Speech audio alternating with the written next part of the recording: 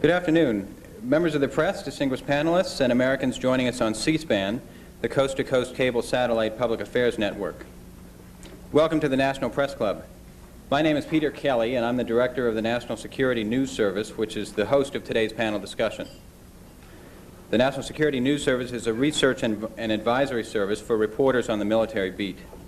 Here with me today is Wayne Jaquith, the senior correspondent for the news service, and he'll be discussing with you afterwards the additional analysts in the room who are available for interviews regarding the summit. We're glad you braved the rainy weather to attend, although I suppose for many of you that just meant a ride upstairs in the elevator of the press club. Many people in Washington, Minneapolis, and the Bay Area of California are busy right now preparing for Soviet President Mikhail Gorbachev and Raisa Gorbachev to arrive tomorrow night. At one point, President Gorbachev's upcoming meetings with President Bush were advertised as the Arms Control Summit. And so we hope today's panelists will shed some light on what we've done and what remains to be done to control nuclear weapons, chemical weapons, and the huge conventional armies that both sides still have arrayed in Europe. Before I introduce the panelists, I think it's important to note what most Americans think right now about arms control. The Americans Talk Security poll released results last month that show only a third of the public here still views the Soviet Union as a serious threat to our security. Two-thirds of us would support a large peace dividend, averaging a quarter of the military budget. The ATS poll found that most Americans would cut troops in Europe more deeply than our leaders have yet discussed, to a level of perhaps 100,000 or fewer on each side. And it found that they overwhelmingly support the upcoming START treaty, which we're about to discuss here today. Almost the same number, or about 4 or 5 Americans, approve of talks to abolish nuclear weapons entirely someday, if we can find a way to verify such a treaty and all the nuclear powers are included. I see in the Washington Post over the weekend that another poll reports similar results. The Post poll likewise found that 2 out of 3 Americans believe the Cold War is now coming to an end. And it found that 4 out of 5 want to go further than the START treaty in cutting nuclear weapons. And so one of the topics we'll discuss today, and this is a question for our country's leaders as well, is whether we are going to witness not just the end of the Cold War, but the end of the U.S.-Soviet arms race and the nuclear standoff that it has produced. That hour is certainly not here yet. Many people believe the START treaty is an indispensable first step. Others are already calling it outdated by events. I hope that our first panelist, Ambassador Paul C. Warnke, will help us tell the difference. Ambassador Warnke was chief negotiator of the SALT II Treaty and director of the U.S. government's Arms Control and Disarmament Agency after serving various roles in the Pentagon. He is now a law partner here in Washington in the firm Clifford & Warnke. Next, we will hear from Mr. John B. Rhinelander on the next steps after the START Treaty. He was legal advisor to the SALT I talks and now serves on the board of directors of the Arms Control Association. He recently wrote about minimum deterrence after START is signed for the Lawyers Alliance for Nuclear Arms Control. Ambassador Jonathan Dean will comment on the conventional forces in Europe talks. For 8 years he was a member and then leader of the U.S. delegation to the NATO Warsaw Pact force reduction talks. He is now arms control advisor to the Union of Concerned Scientists. Next, Dr. Matthew Meselson of Harvard University will discuss the Chemical Weapons Accord. He is a member of the U.S. National Academy of Sciences and has long been a government consultant on biological and chemical weapons issues. Then Mr. William E. Colby will tell us about the prospects for verifying all these arms control agreements. He started in 1963 with the Central Intelligence Agency and became its director. He is an attorney here in Washington and has written about his experiences most recently in last year's book, Lost Victory. And to bring us up to date on how all this is being seen in the U.S. Senate, which will have the last word on any arms control treaties to be ratified, we have Mr. John Isaacs, the legislative director for the Council for a Livable World. The council was founded by nuclear scientists in 1962 to work for nuclear arms control, and Mr. Isaacs has been its chief representative on Capitol Hill for 12 years now. Please keep in mind that our panel, after brief introductory remarks, will take questions. And I now give you Ambassador Paul Warnke to discuss the START Treaty. Thank you. I think it's pretty clear that at the summit there will be a joint statement that says that all of the problems in the START I treaty have been solved. I'm quite confident of that because there is now talk that there will be a formal statement outlining the objectives of START 2. And I think it would be inconsistent with that to have to say we haven't even completed agreement on START 1. Now, is it a good treaty? Fervent supporters of arms control are attacking it, and rabid opponents are also attacking it, so it must be a pretty good treaty. It probably is the best step that can be taken at this time. It has been advertised as a 50% cut, and it is that in one very key respect. It does cut Soviet ballistic missile warheads by at least 50%. It provides for the elimination of half of the Soviet force of 308 SS-18s, which is their giant missile. I am thoroughly in favor of that because we proposed that back in March of 1977 at the beginning of the Carter administration. It is a distinct step forward in eliminating counterforce capability. Then there is a ballistic missile warhead total of 4,900, which, as I say, very severely restricts the Soviet force. There are some remaining problems. I understand, for example, that the question of modernization of the remaining SS-18s is still an undecided question. But of course, we want to go ahead with certain modernizations ourselves, so that probably that can be resolved. Then there is the question of a limit on the number of warheads on the mobile missiles, the Soviet SS-24s with 10 each, and the 25, which is a single warhead ICBM. We have proposed a limit of 800. I understand the Soviet Union is pushing for 1,200. Ironically, back in 1978, we could have had a total ban on mobile ICBMs. We rejected it at that time because we wanted to have the mobile option for the MX. I think the disappointing part of the START treaty as thus far outlined is the very lax limits on cruise missiles. As far as air-launched cruise missiles are concerned, each of our strategic bombers, to a total of 150, can carry 20 air-launched cruise missiles, but count as only 10 warheads. Then as far as sea-launched cruise missiles are concerned, apparently in the Moscow ministerial meetings, it was agreed that the total would be 880, which is a very large total, substantially greater than that which we intend to deploy. I think it's a mistake to proliferate these relatively small nuclear weapons. I think given the turmoil in Eastern Europe and within the Soviet Union itself, that there is a problem of security. And I would hope that this is one of the things that eventuates in a START 2 outline. But as far as the basics are concerned, they have been agreed upon. It is a modest but useful step forward. I think one of the interesting things is that a couple of years ago, we would have been talking about what sort of solution was going to be made of the problem of the Strategic Defense Initiative. The fact that this has dropped off the agenda practically is an indication that nobody any longer takes it seriously. And as a consequence, that particular problem has been eliminated. There are some remaining questions with regard to verification. I will leave that for Bill Colby to discuss. I'd like now to introduce John Rhinelander.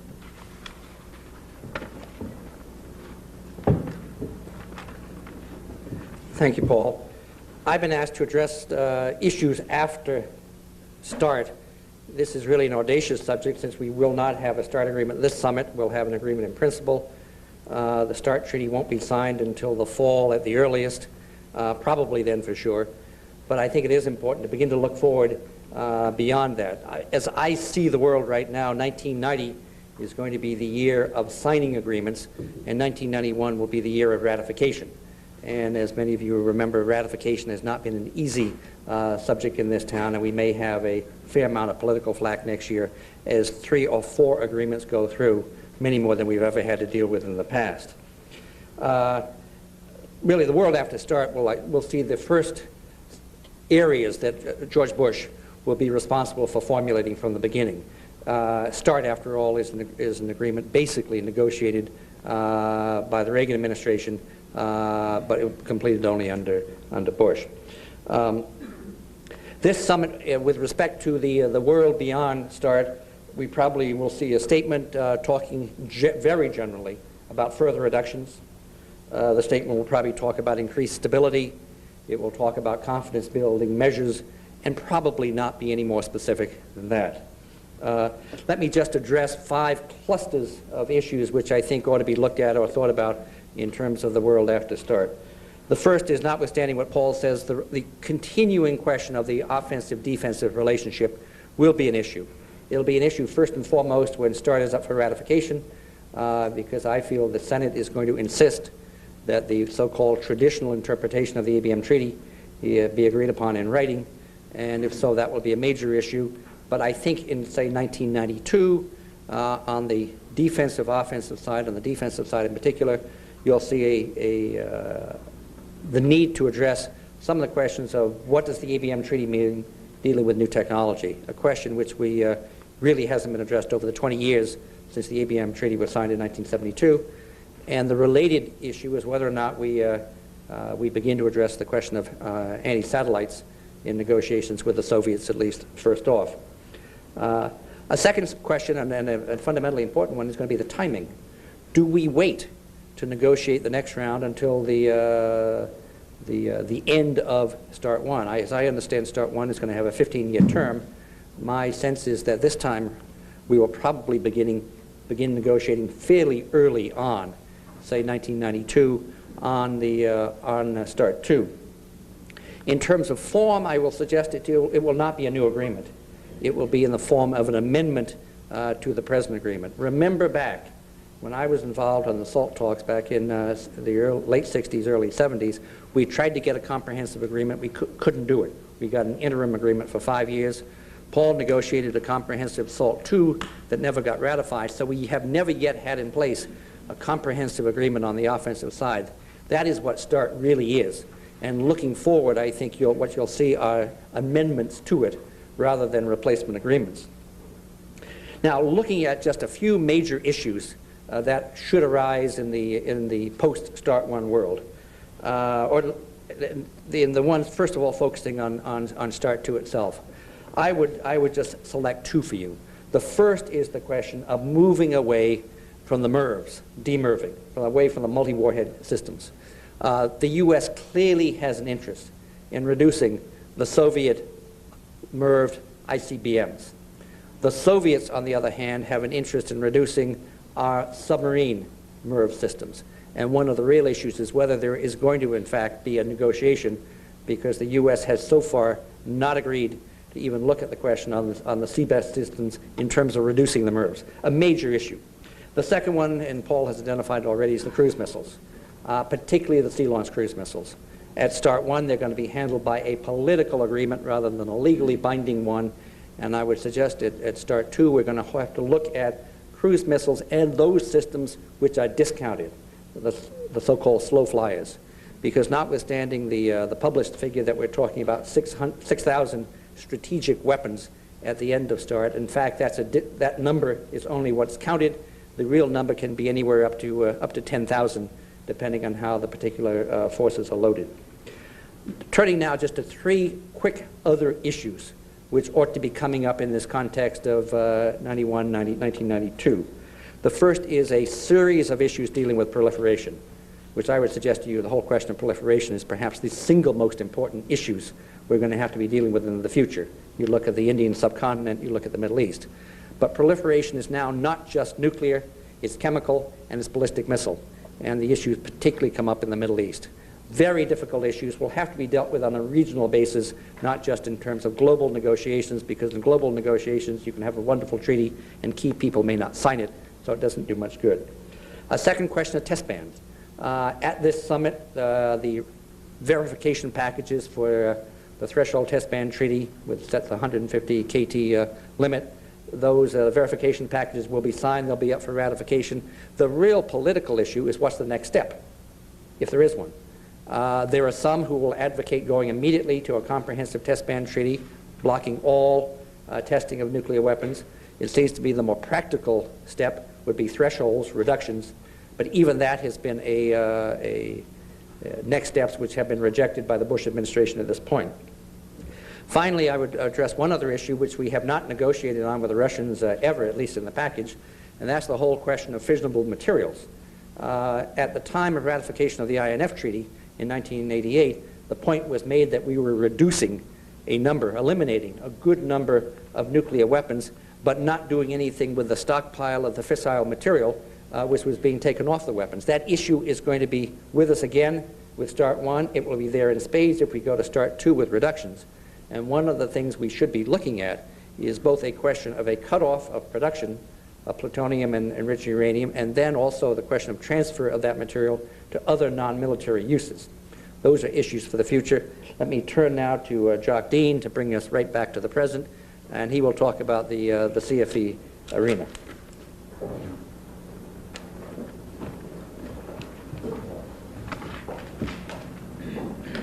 Two revolutionary developments, both of them resulting from total reversal of earlier Soviet positions, took place in Europe last year. First, far-reaching rapid progress in the talks on reducing conventional arms in Europe, the CFE talks in Vienna. Second, the collapse of the Warsaw Pact system without Soviet military intervention. Now, if these developments fulfill their promise, resulting in implementation of a CFE agreement and in complete Soviet troop withdrawal from Eastern Europe in the next 5 or 6 years, they will, of course, completely eliminate the major fear of NATO governments over the past 4 decades, a massive, short preparation Soviet attack against Western Europe. The big achievement of the CFE talks have been East-West agreement on what to reduce and how to reduce it, equality between the two alliances at a level below current holdings of the weaker side. This has brought the prospect of a 2/3 cut of Soviet and Eastern European major conventional armaments west of the Urals. The armaments, amounting to the armaments of over 100 heavy armored divisions. The level of reduction of combat aircraft is the main remaining substantive problem in CFE, but it appears soluble. Now, rapid movement in the CFE talks was in the plan of the Soviet leaders, but the rapidity and the completeness of collapse of the Soviet position in Eastern Europe, including the prospect of German reunification or unification within the next 9 months, after all German elections, with NATO membership for a united Germany, this was not foreseen by Soviet leaders. And these developments are leaving the Soviet Union weakened by domestic ferment and the loss of most of its European allies, facing a prosperous NATO alliance whose potential strength will increase through the addition of East Germany. Under the impact of these developments, the Soviet Union has been engaged in a review of its future military situation in Europe. And this review has brought the Vienna CFE talks to a complete standstill. There was also no movement on CFE in the Baker-Shevardnadze ministerial sessions in April and May, although Secretary Baker offered 6 or 7 important CFE concessions in the May session. Moreover, the unilateral Soviet withdrawals from Europe announced by Gorbachev in December 1988 have been suspended for the stated reason of difficulties in providing housing and training and jobs for withdrawn officer and non-com personnel. Can momentum in these conventional force reduction talks be restored at this pending summit starting tomorrow? As I see it, the central problem in doing this is the Soviet desire to have specific assurances on economic relations and on the security aspects of German unity before they conclude a CFE agreement. Now, beyond these objective Soviet economic and security interests, accepting the idea of membership of united Germany in NATO is psychologically very hard for Soviet public opinion, political opinion and public opinion.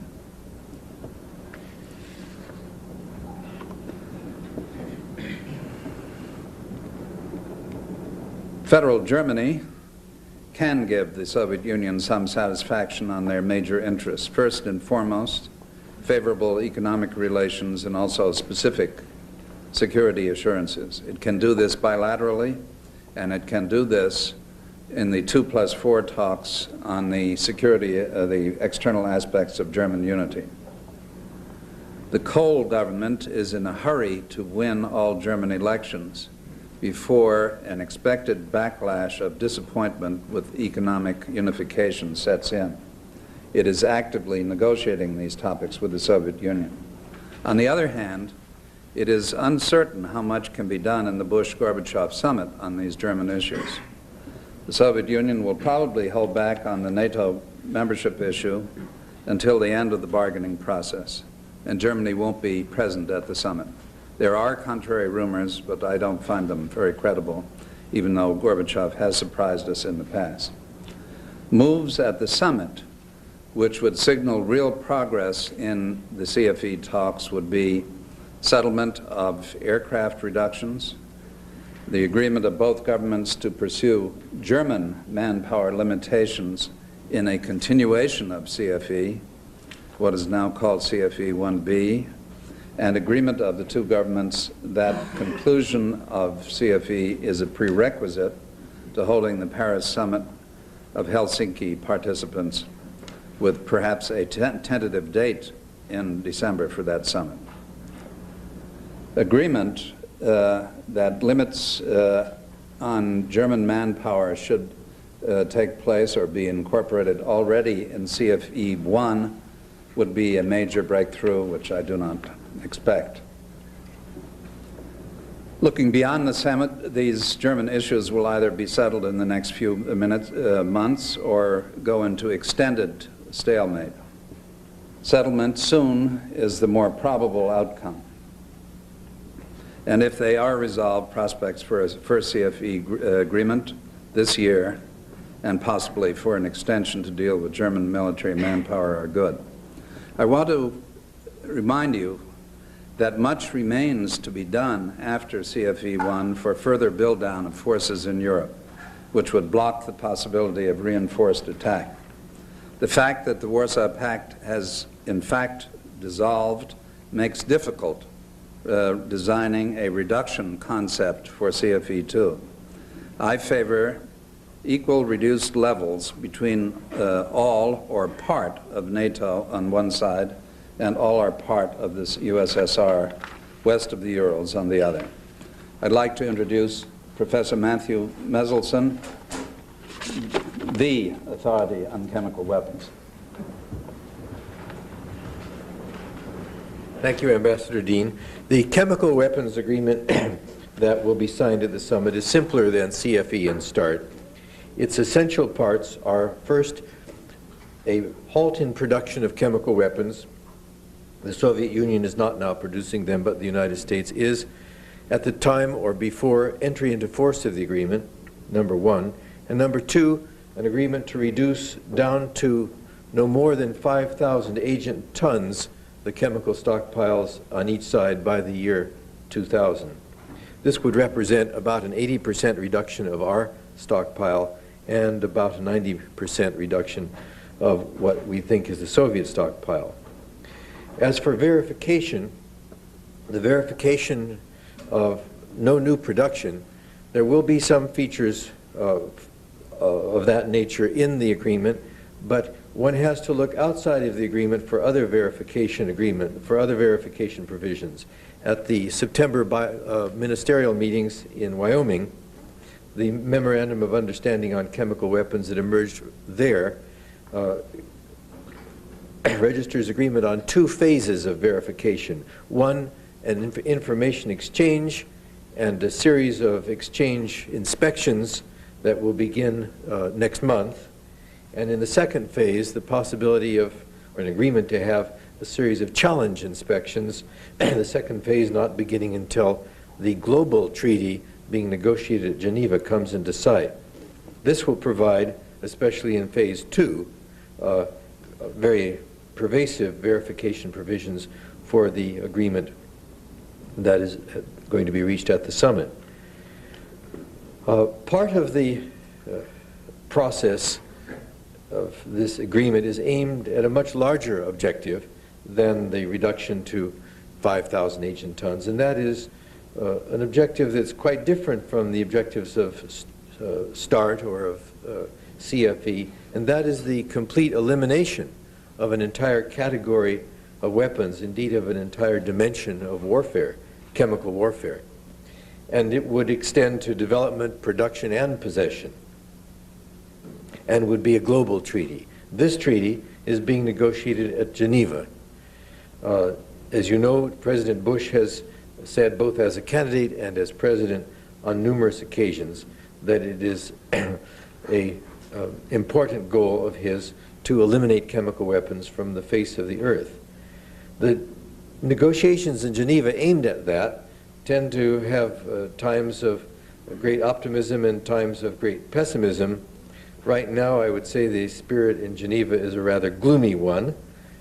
Partly the reason is that the United States has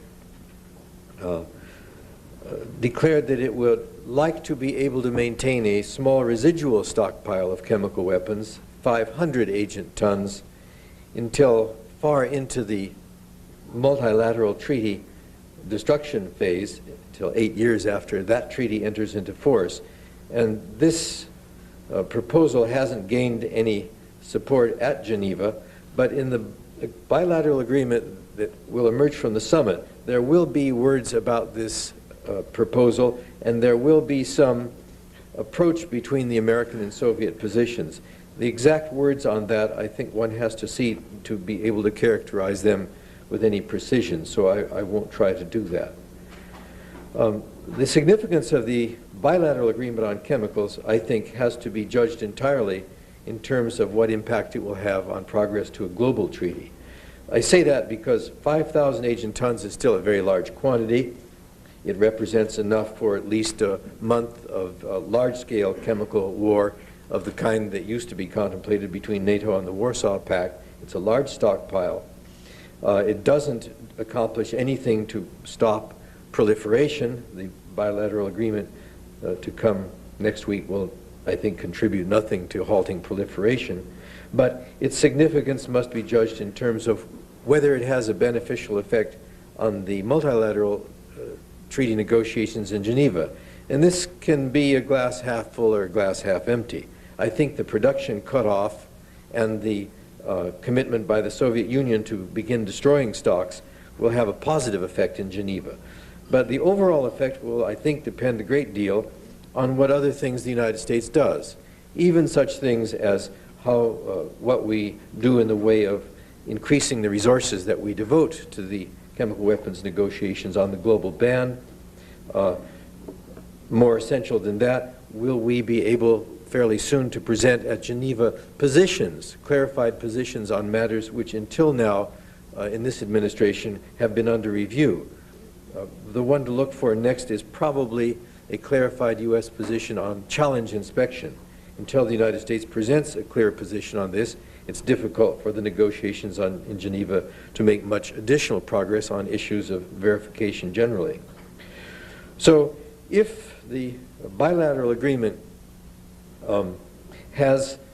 is accompanied by positive steps in Geneva, I think it will be fair to say that it is a very important contribution, both in gaining confidence in dealing with the Soviets and dealing with the problem of demilitarization, and in exemplifying a willingness to start even ahead of the multilateral convention. I myself am optimistic about this. It seems to me that every indication is that this administration is quite serious about getting a global ban, but it is that global ban which is the significant issue here. Now I'd like to introduce John Isaacs. Are you next, John? Bill Colby. I'm sorry, Bill Colby. Thank you very much, Dr. Messelson. I'd like you to stand away from the word verification for a moment to ask what it's for. The argument about verification usually goes on to whether you can identify the last quarter inch on the fin of some missile. And if you can't, why the whole treaty is hopeless. That, I submit, is exactly the wrong way to approach the subject of verification. Verification is to protect us against strategic surprise. That is its real function. And this brings up the point that you can conceal a weapon, but you can't conceal a force. Anything large enough to actually have strategic value is going to have signs that show it. Now, as we approach these treaties, you have to realize that we're going to have a continuing role of verifying the weapons of other nations. We're going to do it in any case through our normal intelligence systems. The only thing about a treaty is it makes the whole process an awful lot easier, because the treaties then do contain a lot of provisions designed to ease that process. But underlying it is this phenomenal advance that we have made in intelligence systems over the last 30 years, primarily in the satellite area, but also in some other electronics and acoustics and photography and so forth. Now, the present treaties that are before you reflect a move made by the Soviets a couple of years ago, exemplified by one Soviet officer saying, you know, verification used to be your issue. Now it's going to be ours. We're going to be on the forward end of demanding more and more intrusive verification. Joseph Stalin must be spinning in his tomb on Red Square at the kinds of provisions that are in the present START agreement, will be in the CFE agreement, and in the other ones. Because they go the gamut of what you need, that each country will announce its forces publicly. Now you say, well, they can lie. Sure they can, but there's a pressure to make them be honest. But most of these treaties have a provision for a baseline inspection to ensure that the forces are what the announcements are. They then have an arrangement for inspection of elimination of weapons that are being eliminated by the treaty. They then have continuous inspections at certain designated places, manufacturing centers for some of these weapons and that sort of thing, which is just a continuing inspection will be conducted. They have short notice inspections where something is located or believed to be located.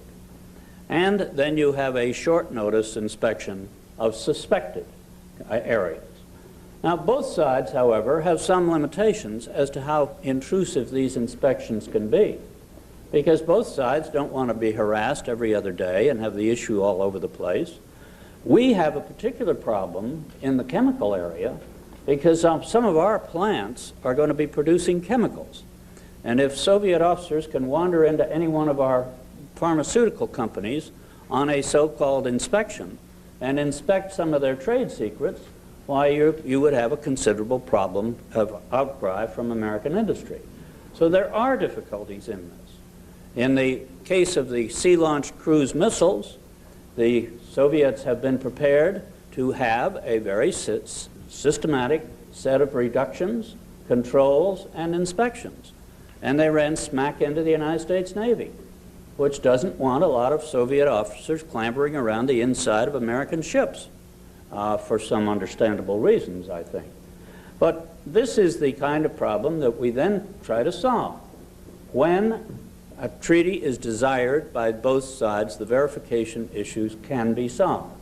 On the cruise missiles, they are being solved by not taking a position that the numbers be absolute, but that we rest upon a political commitment that the numbers will not be exceeded. In other words, not a legalistic one, but a political one, which will be enforced by national technical means.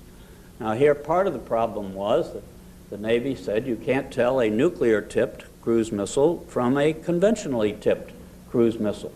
So how could you get a limit on nuclear if you couldn't tell the difference between nuclear and conventional? The first response of the Soviets to that was, why don't we ban both? And we declined that, thank you, although as one stands away from it and thinks whose population is along our coasts and which nation has the big naval targets of the carrier task forces, one might think that we would have been advantaged to ban all sea-launched cruise missiles, conventional and nuclear. But the verification issue drove that problem. Now, there are other parts of the treaties that also help this verification process. Non-concealment, we have gotten through the uproar we had a few years ago about the encryption of tests, data, the non-circumvention provisions, and active cooperation, which is called for between the sides. In other words, a notice that a test flight will soon go, so that the other side can turn on its national technical means and be sure to catch that and not sleep through it one day. So these are examples of the kind of verification that are in these treaties. Now, are they absolute? No, they aren't. And you have to say that there are some confusing parts. How do you verify the mobile missiles, land-based? Well, we're trying to figure out a way to have them normally confined to certain areas so that they can be easily found and tracked within that area. How do you handle the problems of measurement of some of these? We had a great issue here a few years ago about the measurement of underground tests, and we insisted on some new fancy machine called Cortex, which would do that. We then got agreement by the Soviets to use it, at which point we've now discovered that it's really not much better than the old system of just listing stations around. So, in other words, we get back to the basic point. Your verification is not absolute, as President Reagan once said, but it is effective and it can be solved, and I think in these treaties will be. Thank you. And Mr. Isaacs, finally. I will briefly review prospects for Senate ratification and congressional reaction to these arms control treaties. As John Rhinelander pointed out, we expect 1991, not this year, to be the year of ratification. Nonetheless, some controversy has already started, particularly over the START agreement and the concessions that Secretary of State Baker made in Moscow 2 weekends ago. I would argue that there's merely a tiny group of bitter enders that will be raising questions and arguing vociferously against the START agreement, but that the bark of these bitter enders will be much worse than the number of votes than they can actually obtain in the U.S. Senate. There will be a few U.S. former government officials raising questions about these treaties. Some major publications will editorialize, sometimes in their editorial pages, sometimes not, against the treaty. And there will be a handful of senators who will raise questions and are raising questions about the START agreement. I think the main effort of these bitter enders, however, is to affect the negotiations that are still going on in the START agreement, rather than in real hopes that they will be able to derail a START agreement ratification process. I think next year the ratification effort will be slow and cumbersome. There will certainly be a lot of amendments and reservations offered. Some controversial issues such as sea-launched cruise missiles and the 1972 Anti-Ballistic Missile Treaty with its connection to Star Wars will be dealt with, perhaps in reservations that some senators are already talking about. But nonetheless, I would expect an overwhelming vote in favor of the START agreement. On the INF treaty, despite a lot of talk, there are only 5 senators who actually voted against that treaty. Maybe in the START we'd get up to 10, at most 20 senators against that treaty, but certainly not the 34 necessary to veto it. This is true. I think the treaty will move relatively overwhelmingly because the Bush administration strongly supports it.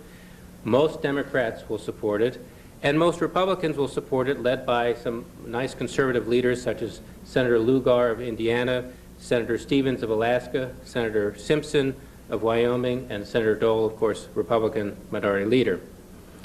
So there will be a lot of controversy, but I think Ronald Reagan effectively defanged the right wing and its efforts to block arms control agreements during his 8 years in office. The Conventional Forces in Europe agreement also will be a ratification effort for 1991. I think that treaty, if anything, will go through more smoothly than the START agreement in the Senate. There seems to be even less controversy over an agreement that would produce such overwhelming reductions in Soviet forces compared to U.S. and Western forces.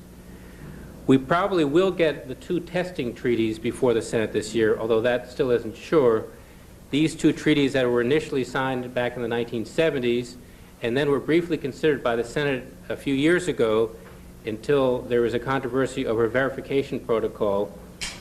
The expectation is the Foreign Relations Committee will consider these 2 treaties and bring them to the Senate floor sometime this year. The major question is not the contents of the two treaties setting a very high threshold for nuclear testing, but rather where these two treaties will lead.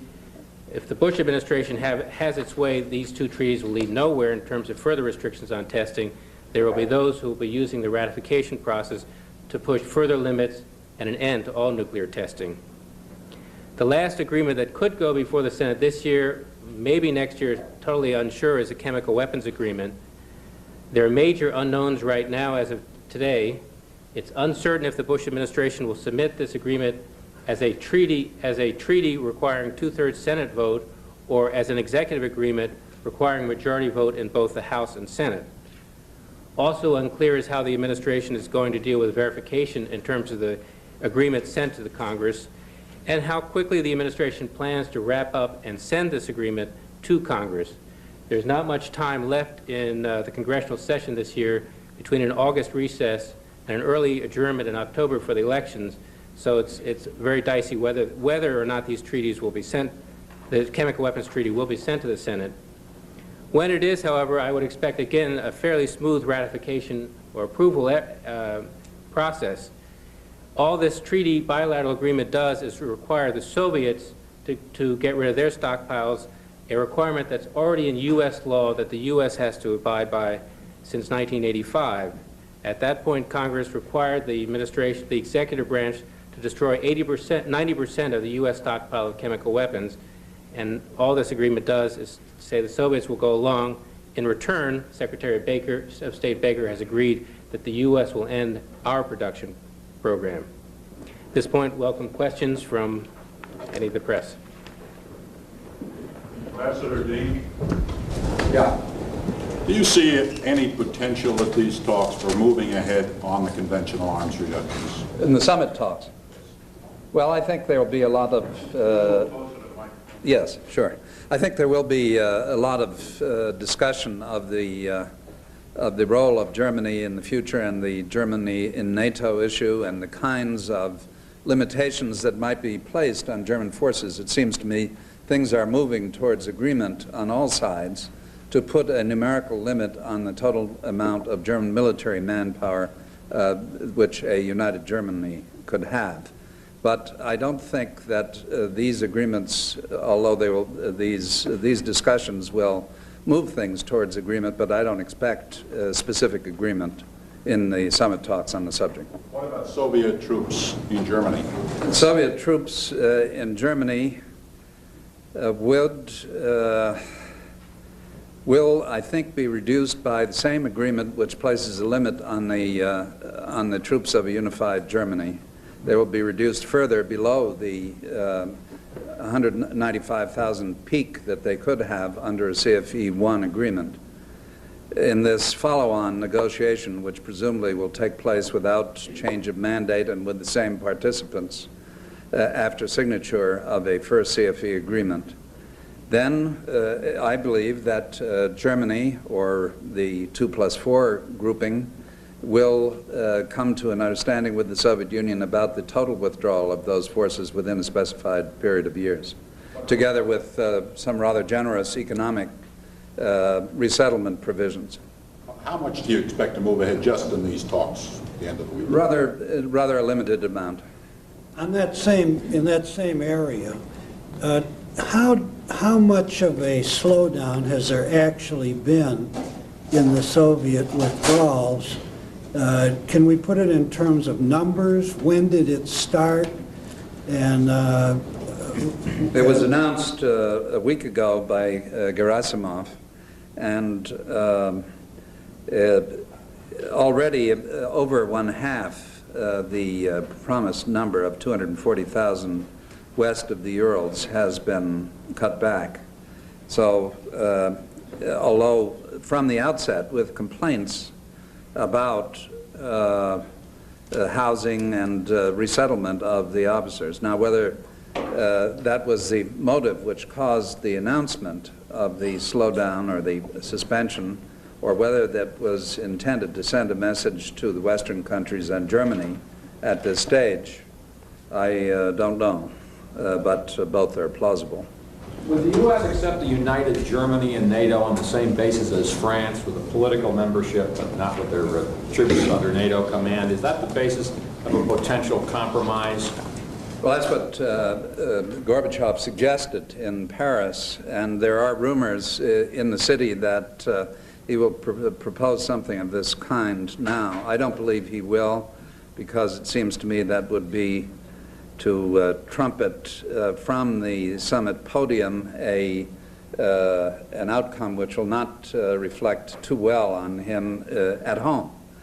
However, it does seem to me in the future it is possible to think in those terms. Most people believe that, including German forces in an integrated command, that's true of the Federal Republic with the formation of the Bundeswehr, and the forces of a united Germany, to put them in integrated command is a better reassurance for everyone, including the Soviet Union and others. But if you're looking down the road to what I'm looking for, which is a European successor group to NATO, then at some point NATO will be dissolved and this European grouping will be there. But I would assume that it would want to have some kind of integrated command. I think that's just sort of moving and filling around the subject, but it does indicate some willingness to discuss it further. But do you see any possible compromise other than that notion of a France-like solution? Shevardnadze has, I could see a compromise coming about by factual events. Shevardnadze, you will recollect, suggested that Germany could be, the United Germany, a member of NATO and of the Pact at the same time. If you imagine to yourselves that the all-German elections will take place around the turn of the year, December, January, and a united German government is formed, that government will already be in NATO and in the Warsaw Pact, and I think effectively in NATO and symbolically in the Warsaw Pact. Shevardnadze has also suggested postponement of resolution of this issue. In other words, he seems to indicate the Soviet Union would like to hear more about the individual security assurances, economic assurances they may be receiving later on. Or he may be interested simply in dulling the effect, the adverse effect on Soviet political opinion by showing them that something was received and allowing a certain amount of time to intervene. I discuss all of this because I personally feel that this is a conceivable way of handling the delay, is a conceivable way of handling it, since you ask about possible compromises. To Dr. Misselson, please. What kind of message does it send to third world powers that have or are suspected of developing their own chemical warfare capability that the superpowers are each left with 5,000 tons of chemical agents? Well, as I said, I think it depends altogether on what we do within the multilateral talks. The bilateral agreement is by no means intended as a substitute for the global treaty, and it will contain language and provisions asserting that. But the real test will be what we, and to a lesser extent the Soviets, do at Geneva. If we beef up the resources we devote to those negotiations, if we finally reach the end of the long review process that's been going on and produce a clear-cut policy negotiating position on challenge inspection, if we begin corridor talk that encourages delegates from other countries to believe that we're really going to go on this, then I think that the bilateral agreement between us and the Soviets is a real head start.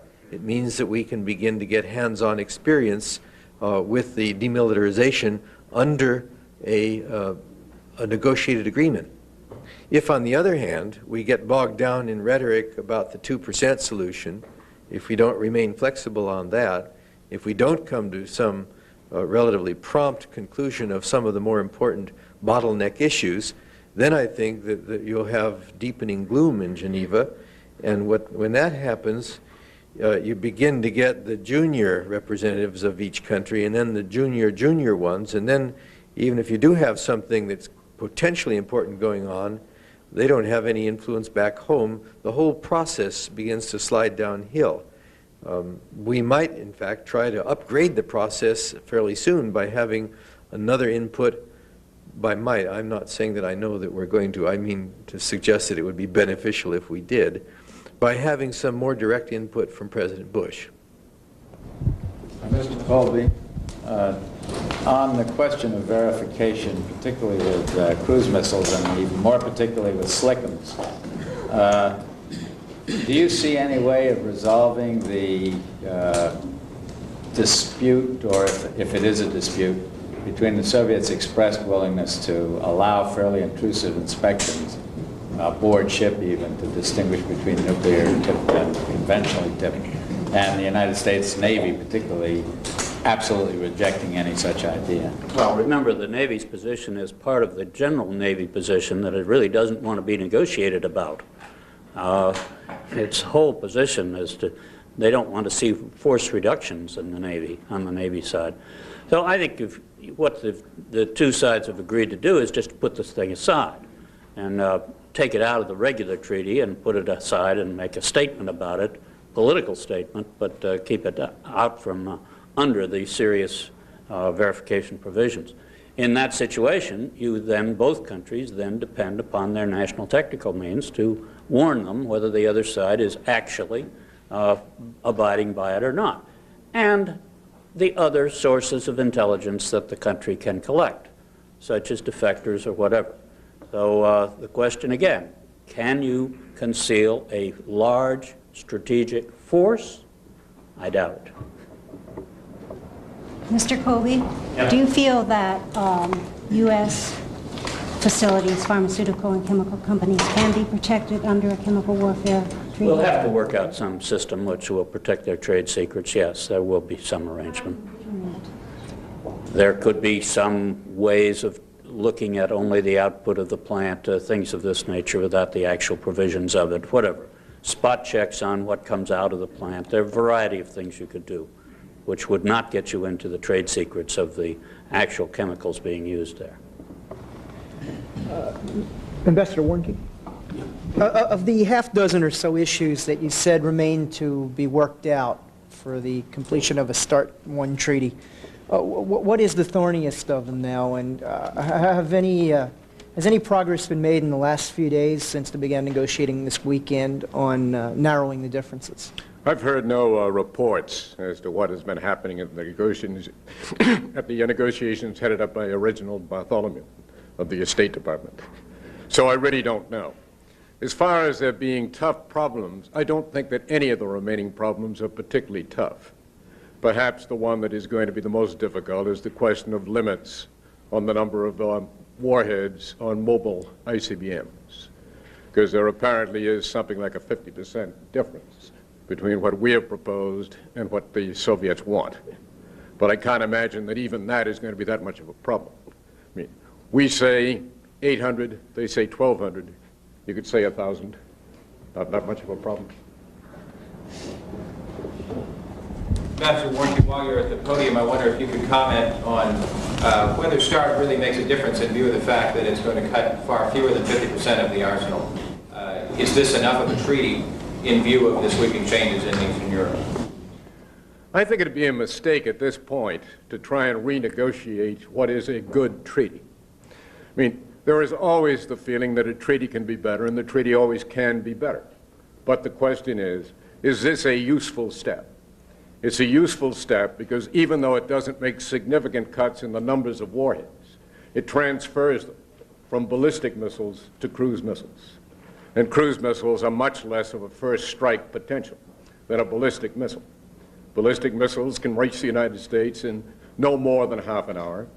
If they're launched from submarines, it may be considerably less than that.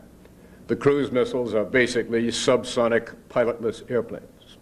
So no one is going to start a war by using cruise missiles. So in terms of strategic stability, which is after all the desideratum of any arms control agreement, this is a very useful step forward.